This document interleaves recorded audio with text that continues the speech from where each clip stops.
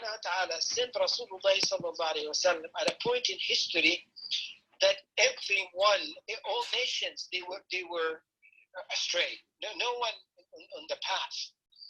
Remember the story of Salman al-Farisi radiallahu anhu.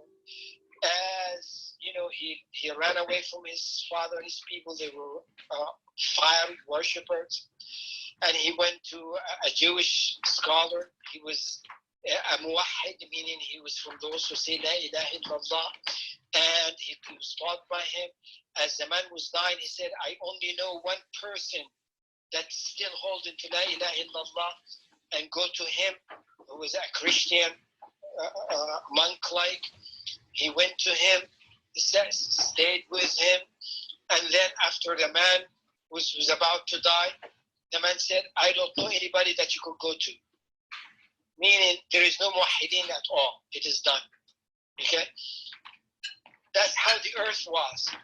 And in the Arabian Peninsula in Mecca, there were those who are muwahhidun. Okay? Among the tribes, few, I think 2 or 3, okay, that they knew that worshiping idols is not proper, and they know La ilaha illallah, and they used to say that. They say, oh Allah, all of this is nonsense, and we do not practice any of this, but we do not know how to worship you. And they just make sujood, put the forehead in the ground, that's all we know. Okay? From among them was Abu Bakr radiallahu anhu. Abu Bakr radiallahu anhu is muwahhid. He never prayed to an idol. Okay? And Rasulullah sallallahu alaihi wasallam never did also. Okay? So, the earth was such an earth, and the people were such people. So now the message came. The final message. When the earth started to get together, meaning east knew west, north knew south, the whole earth was connected at that time, except the Americas. The Americas were not, no one discovered it yet. But the whole earth knew each other. In another word, they knew what China is. Okay? They knew what the Persians are. They know what the Romans are. They know where the middle or the Far East. The Far East was Morocco, all the way to Morocco. Okay, and the North Africa. They know what Africa was. Okay, they knew what Europe was, and so forth. Right? So, and communication started. Okay, so this must be in our mind, in our heart, that what we carry is the message that Allah subhanahu wa ta'ala has given us, and we are carrying this. We should be carrying it as something so valuable, because it makes the difference in this life, and it makes the difference in the hereafter. Okay? And we should never look at any other ways of life as an alternative. No. That would be betrayal. That would be betrayal to the way of Allah and the way of Rasulullah sallallahu alaihi wasallam. We are the one who's holding guidance for mankind. Mankind is not the one who's guiding us. Mankind, independent from Allah subhanahu wa ta'ala, they do not know what they are doing. They're causing harm wherever they try to make their own sharia, if you will. So, and I talked about this before, but we need to stress on it. Any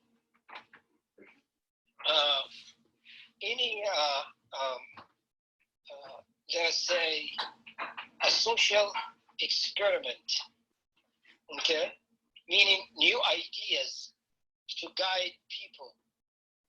It goes through stages, right? It goes through people who ponder about it, meaning ponder about where we come from, what we're doing here, where we're going, what life's about, and how to live life, and so forth. Okay, so they come up with ideologies. Okay, so they ponder about it. That's a generation. Another generation will start right, and you find some writers would be famous in history, write ideas about how life should be. Okay, how do we conduct our way of life here on Earth? Then they will die, and another generation will come up, read these books, and maybe they start putting it into practice. Then another generation will fully practice it, and then another generation will get the fruit of it, bitter or sweet or whatever it is, but the result is the same. The results of it will happen. It's always been like that. For example, the French Revolution, okay? Voltaire and others who wrote, okay? And then those who implemented, and then the result afterwards. And we see the result of it, these days, or after, the Enlightenment, so-called Enlightenment period, the Renaissance in Europe, right? Communism, capitalism, all the isms, okay? They're all like that, right? So, La ilaha illallah was introduced to mankind many times. But then people take it, people abuse it, people lose it, and then another messenger has to come, right? And then generation after this messenger, another one, and another generation, and then they lose it, and another one comes. So it's been going on like that with the same rhythm. A messenger comes with La ilaha illallah, how to implement it, then the generations with him try to implement it. After that, they try to follow them.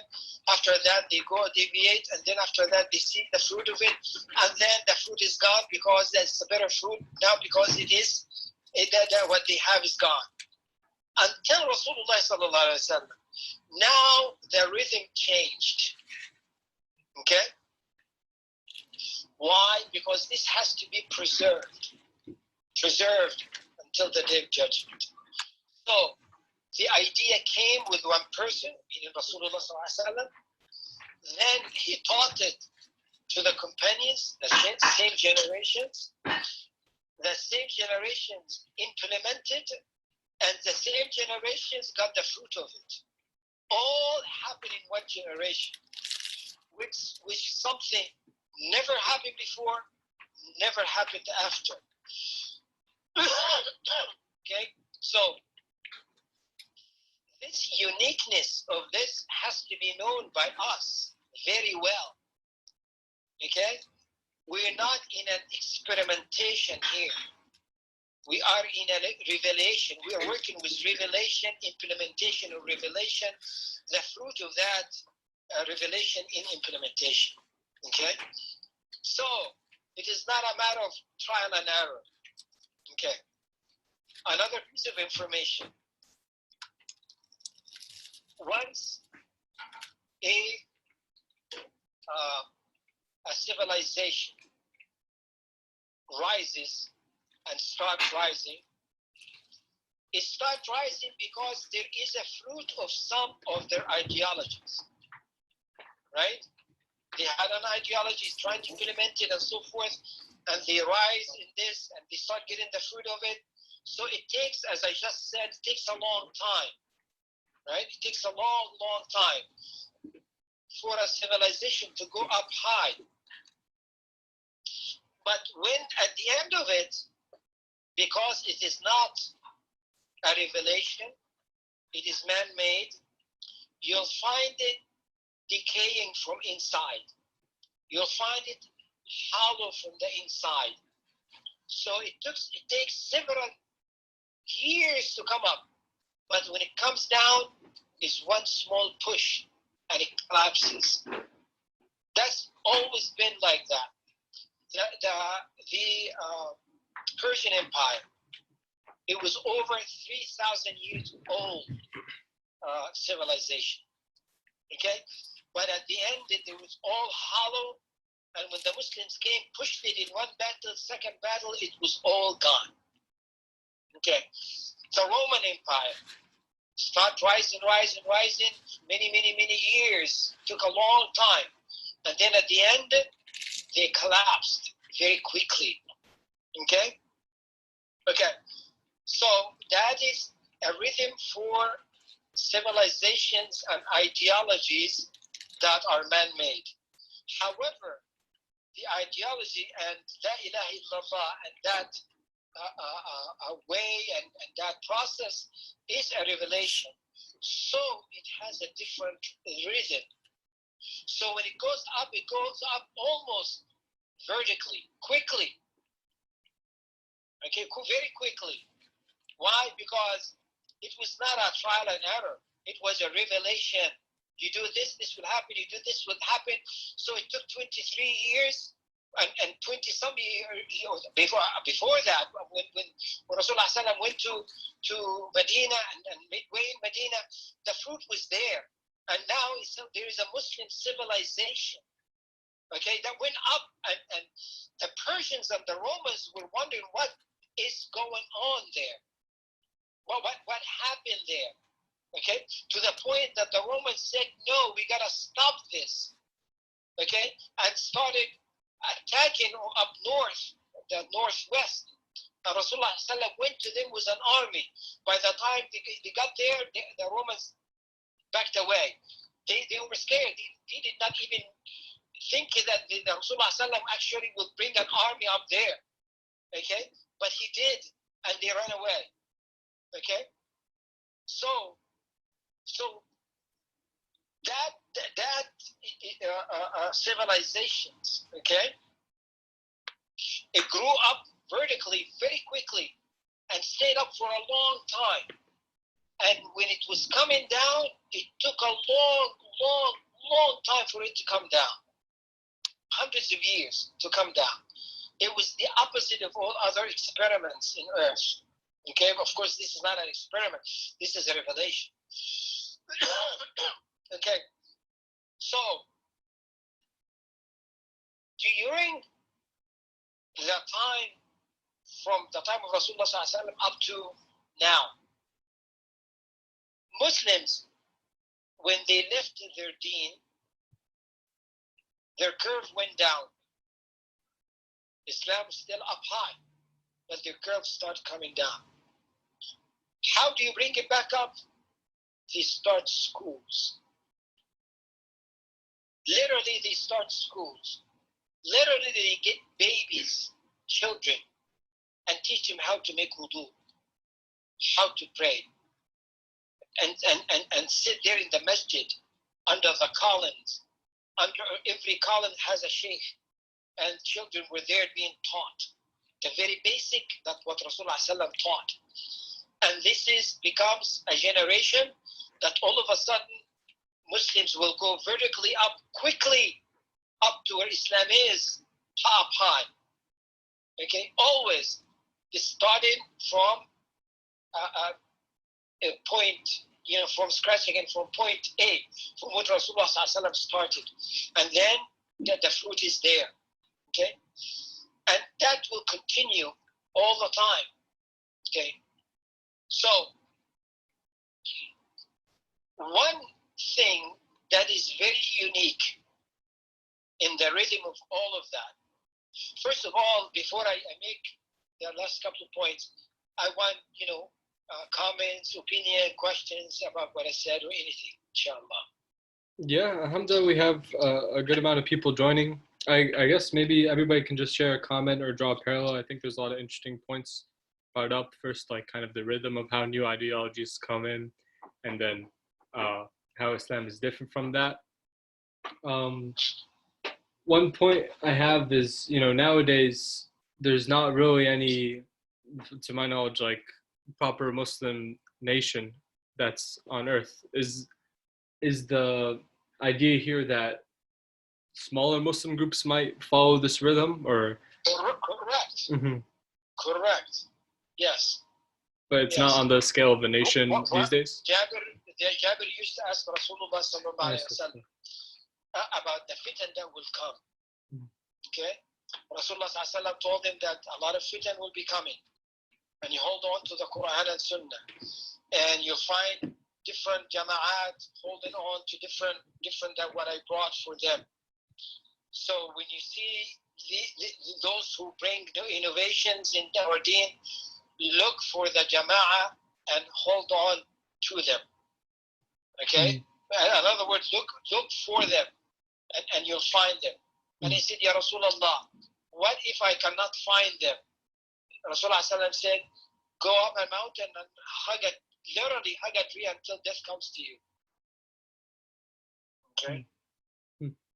Okay. So yeah, to answer your question, yes, it could be small numbers, yes. Mm-hmm. Okay. How about anybody who's joining us? Do you guys have any comments or thoughts to share? We have a little bit too many people to go around with everybody, so Okay. just jump in if you have a few thoughts you want to share. Okay, I will continue, inshallah. Meantime, guys and girls, write down your thoughts, and you can share at the end whatever it is, inshallah, that we can share together, inshallah. Okay. So now, there is a specific way that Allah subhanahu wa ta'ala trained Rasulullah sallallahu alaihi wasallam and the companions with. Okay? A specific way they were trained with. A way that is different than the Western mentality. Okay? Okay. You say religion, you say philosophy, you say ideology. What the West think about that is like this. They say all of these titles or subjects deal with where we came from, what this life is about, where we going, or destiny, and what's actual life, and all of that. So the Western mind says, what's his name? Abraham Maslow? Anyone knows him? Anyone say yes? I personally don't. But you guys do the yes emoji or unmute and say yes if you know him. Okay. Yeah, we got a couple people said yes. Good. He's a Western philosopher, if you will, and this is his idea of this. He's saying that there is a pyramid. Okay, the pyramid. To get to the top, where you say, I now ponder and philosophize about this life and death and what is this about, where we come from, and all of that. First, he said, you have to be taken care of, meaning you have to have your food, your water, your sustenance, comfortable, and not worried about that. And then he said, then you have to have, and also you have to have a dwelling. Okay? So you know where you're going to sleep, you know what you're going to eat, and you're not worried about that. Your income, so forth. And then you need to be safe, or to feel safe. So you are in a society that your safety is protected and so forth. He said when a mankind is comfortable like that, then and only then he can now come up with these ideas of philosophy and religion and ideologies and so forth, and wonder and ponder and write and discuss things, right? Islam is not like that. Allah subhanahu wa ta'ala taught the companions and taught Rasulullah sallallahu alaihi wasallam the opposite of that, right? What the Western are saying, that you have to be comfortable and then look for the truth. Okay? And the companions of Rasulullah sallallahu alaihi wasallam were taught that no, you hold on to the truth, and that is number one. It doesn't matter what you're going through.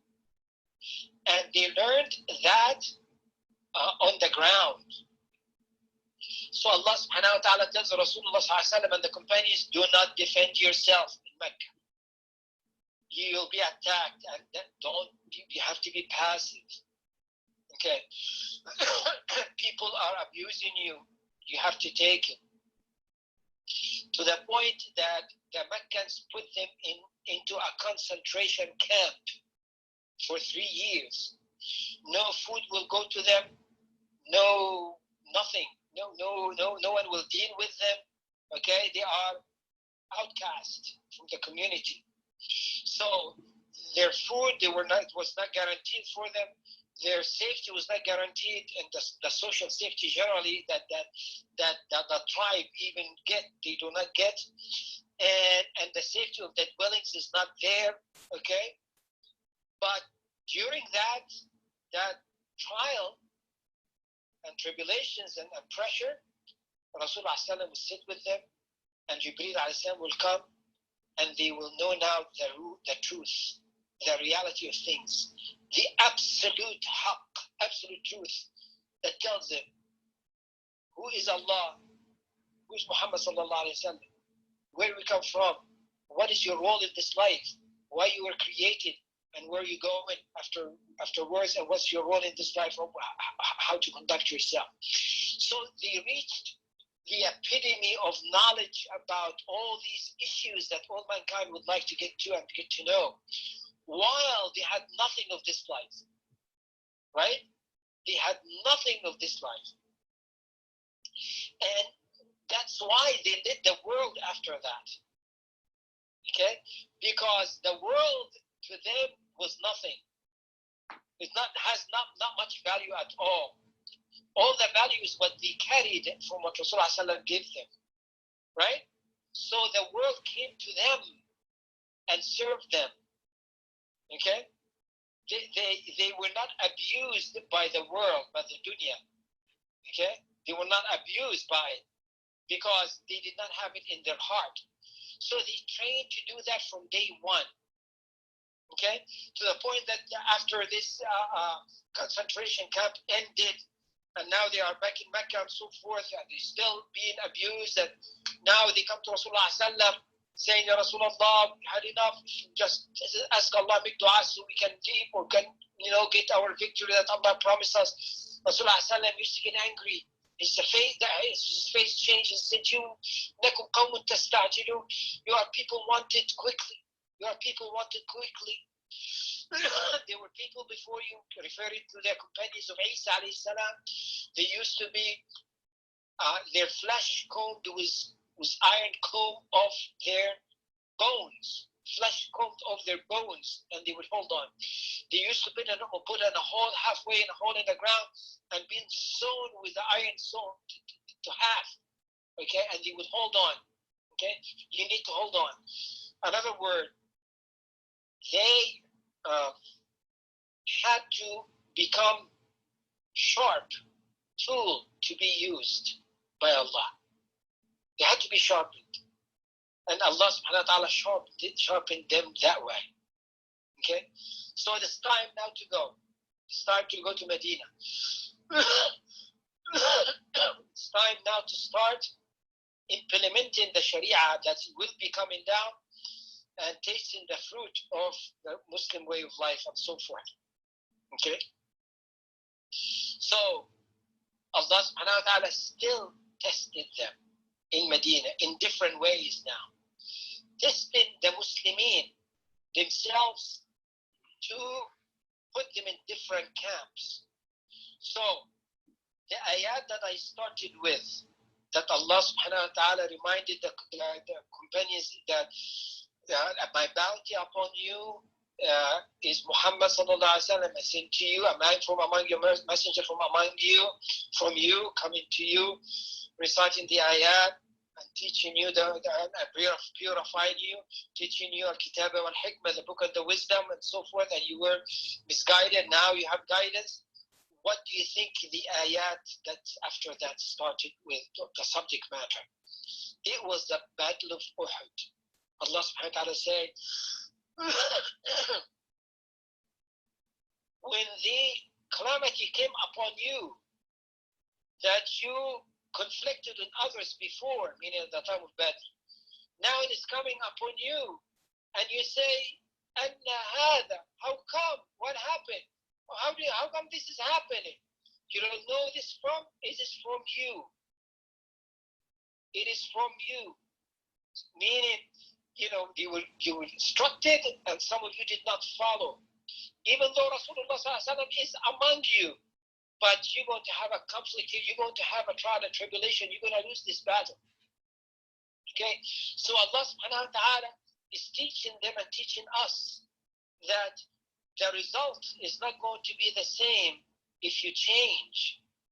If you change the good, what is bad that is happening to you will change to good. If what's happening to you, which is good, will become bad, you know that you change from the inside. So you cannot say that now Allah loves me and you're going to get the same result all the time if you disobey. No. What's happening to you changes. So Allah subhanahu wa ta'ala sets this up as a rule of this universe, and for the Muslims. Okay? It's not you say I am a Muslim and implement Islam halfway, you say the result is going to be good. No. It is a total package. Okay? When Rasulullah sallallahu alaihi wasallam was trying to recruit tribes to take him in before he found Medina, Abu Bakr radiallahu anhu, he knew the tribes very well. He was Nasab, tells the Ansab, meaning tells the ancestry of people, where they are from and what their lineage and so forth. So he picked a group. He said, Ya Rasulullah, this group, they have the potential to be guided. And Rasulullah went to them, and Abu Bakr was with him. And Rasulullah told them what this is about and what he needed. They said, fine, we will support you, we will take you in, and we will fight you. We will fight by you against any tribes that will attack you and protect you. However, with the Romans and the Persians, no, we cannot back you up, because they are people who holds a grudge, and they can come back and does something to us. Then Abu Bakr radiallahu anhu, his face changes, and he was upset. And Rasulullah sallallahu alaihi wasallam answered them by saying, this matter can only prevail for the one that takes it all together. Meaning, takes this whole matter all together. Do not pick and choose with it. That is the only way this matter will make a difference to them. Okay? So Allah subhanahu wa ta'ala taught the companion that. Okay?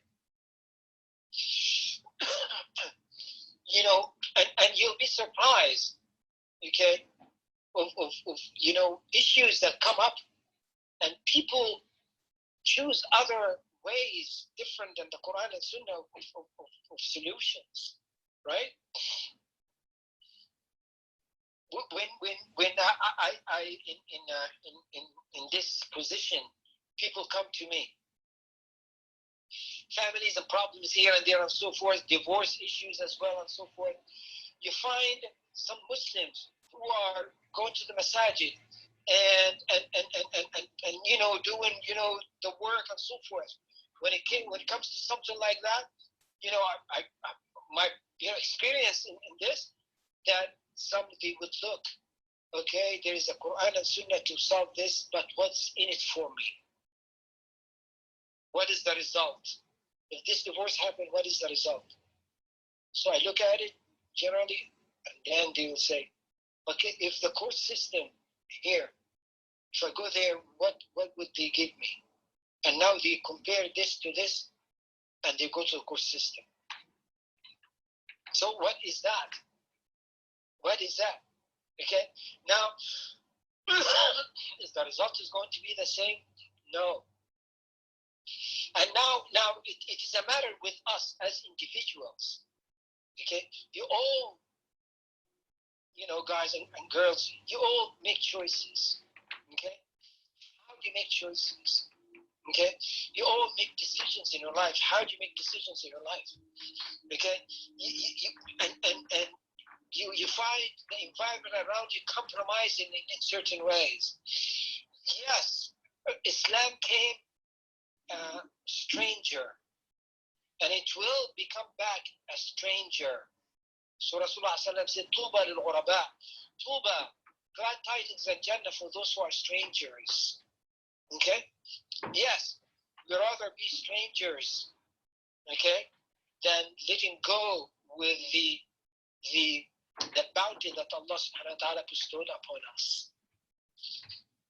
Go ahead, inshallah, if you want to make any comments or ask questions, inshallah. I'll turn over to you guys. Does anybody have any comments or thoughts?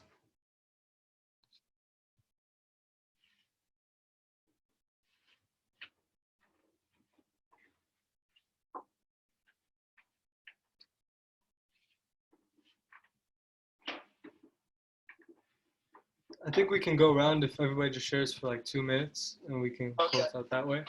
I can go ahead and start. One question I had was, I guess, how do you know when we're at the point where Islam is truly like a stranger again? It depends on the issue that you're handling. Okay, it depends on the issue in hand.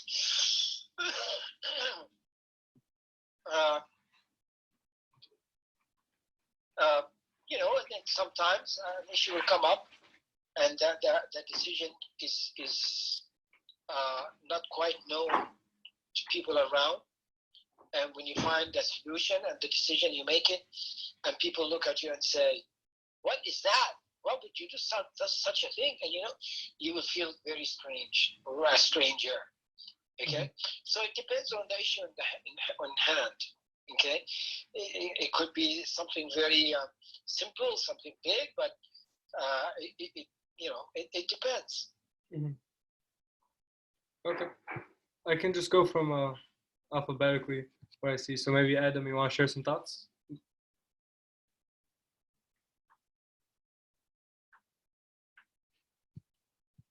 Adam, you still there? I disconnected for like 5 minutes, so I didn't really hear the last part, I guess. Mm-hmm. But any thoughts about the whole talk?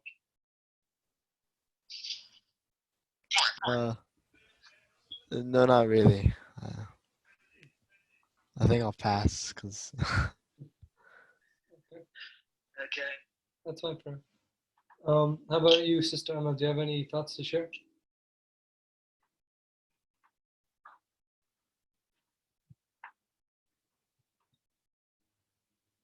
Maybe she stepped away for a second. Okay. And Faizan, are you there? You want to share some thoughts with the group? I thought the explanation of how ideologies and how they affected civilizations was very interesting, and especially the part about like the early development of Islam. I think that's a really like interesting aspect of history that isn't really covered a lot. So it was interesting to hear it talked about. Mm-hmm. Yeah, I definitely agree. I didn't really think about things that way either. How about you, Muhammad Ishaq?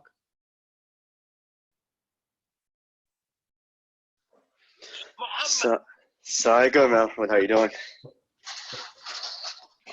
Sorry, I kind of joined towards the latter half as well, but I just wanted to, so I caught the tail end of the conversation about, I guess, perspectives. So I just wanted to kind of get your thoughts on what the role of the aql is in Revelation, because I think you alluded to it a little bit when you were discussing Maslow's like pyramid, in hierarchy of fulfillment. So what do you in terms of the role of aql in Revelation? The role of the intellect. the intellect Yeah. in Revelation. Okay. And further, I guess, like, just kind of clarify, like, beyond Revelation, like how the intellect. Very, a huge topic. Okay, that is was written about, and great scholars discussed, Yeah. and schools of thought actually debated on it and so forth. Okay, but let me put it this way. There is an aql and there is a naql. Aql is intellect. Naql is the text. Okay, so the naql, which is the text, has to go over the intellect. Okay, the intellect cannot go over the text. Okay, so the intellect is there to understand the text, but not to judge the text. Okay, why? Because the text is absolute, and the intellect changes and varies because it is created, and the absolute is not created. It is the word of Allah. Okay, so how, when you say if the intellect becomes over to judge the text, what intellect? Whose intellect?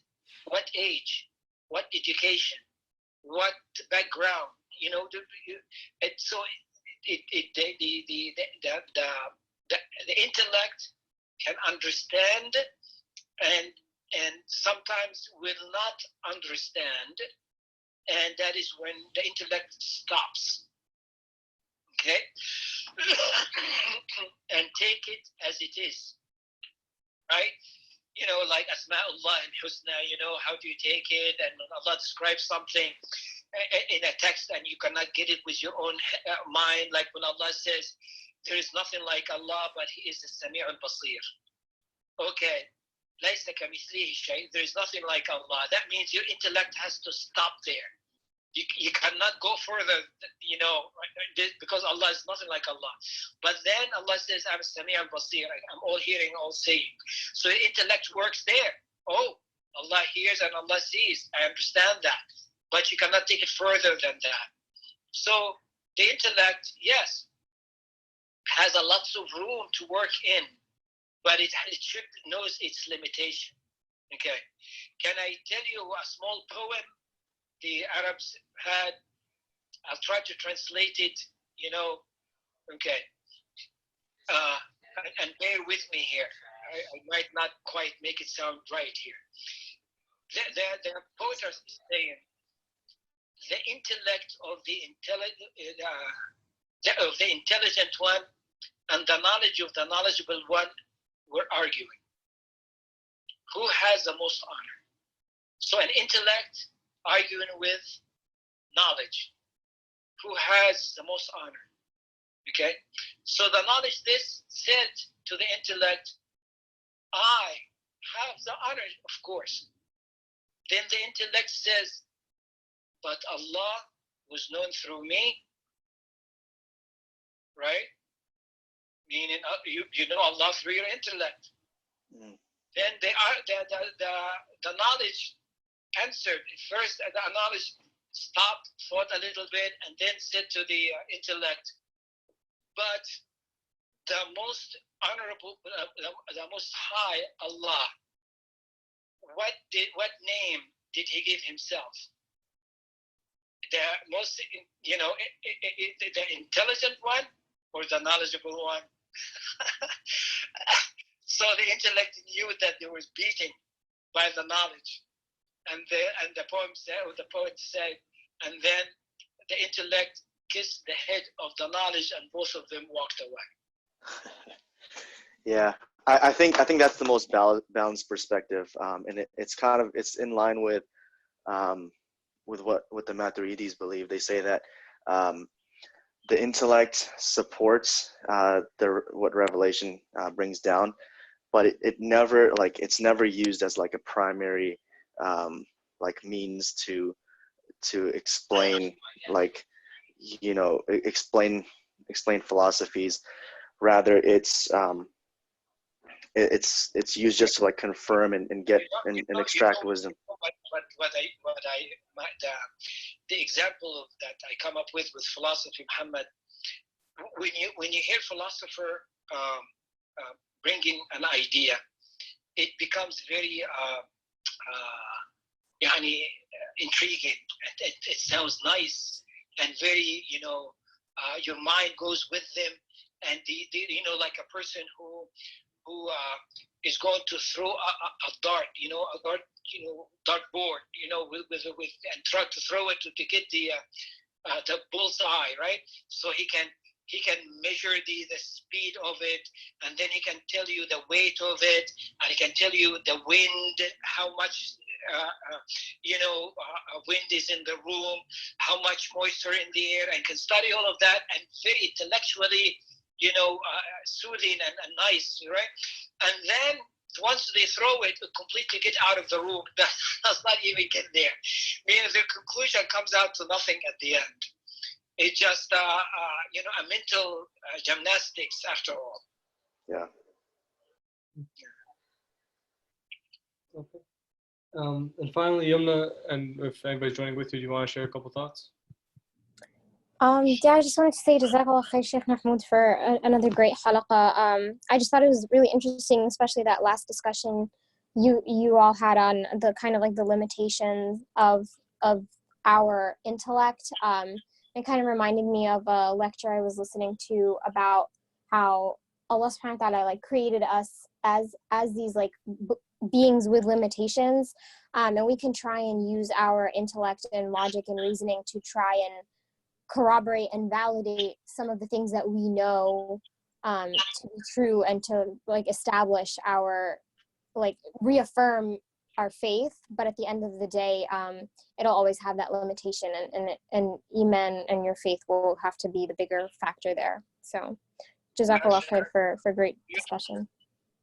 Beautifully put. Yes. Okay, so we can wrap it up here. We'll have another one of these discussions, inshallah, next week, same time, Wednesday at 6:30 p.m. Sheikh Mahmoud, do you have anything you might want us to think about or do before that? Well, you can research, the general guidelines of what we talked about. Okay, how the Western mentality is being developed, and especially the Renaissance and the okay, maybe put it more specifically, the Western world now reaching a certain level of the fruit of the Renaissance. So that ideologies has been going on, and now the fruit of it is here, and it's not really a good fruit. I mean, we look around us now and see what's going on, and maybe you can analyze that and see the hollowness of this ideology that is coming up, or that's been up for a while now. Okay, and evaluate it in a way that how much can you participate in it, and since you know that it has to be on the way down,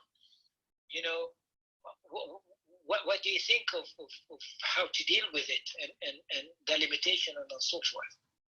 It's a big task, but just general thoughts about that, I would really appreciate it, because I really would like to know from you guys and girls, how you evaluate what's going on around you from the perspective of a Muslim that holding on to the absolute truth with them. So would you say like the prompt would be, seeing as how right now it seems that we're reaching a limitation of democracy and the current ideology that America follows? Exactly. Well, what I guess is the question we should all try to answer. The question? Like, given that context, I guess what specific point should we answer? Okay, the question is, let us say,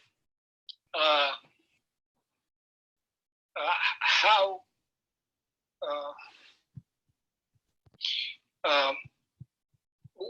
what is the It's a hard one. It's difficult to put it in one question. Adam, do you have a thoughts? Adam, I saw you unmuted your mic.